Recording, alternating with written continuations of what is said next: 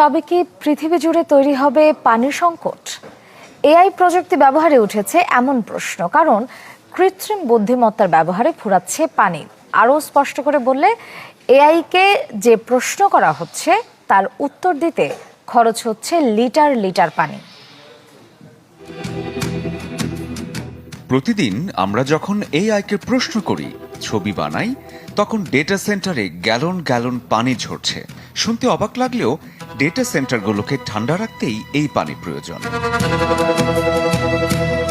Open AI এর প্রধান Sam Altman বিবিসিকে বলেছেন, এআই যত বাড়বে ততই পানি টানবে।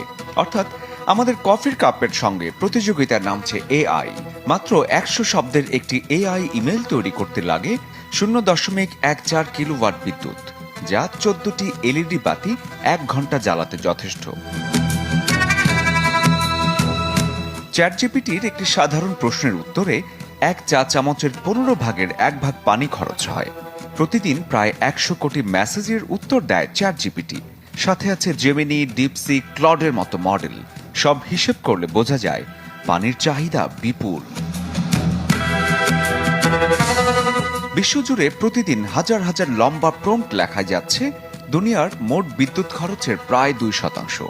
লিকুইড কুলিং সিস্টেমে ডেটা সেন্টার ঠান্ডা রাখা এবং বিদ্যুৎ উৎপাদনে লাগে প্রচুর পানি, যার ৮০ ভাগই বাষ্প হয়ে উড়ে যায়, যার কখনোই ফেরত পাওয়া যায় না।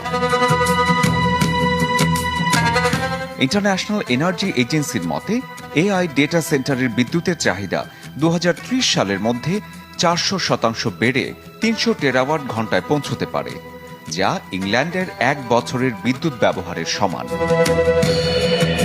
তাহলে কি এআই বন্ধ করে দেবেন? না।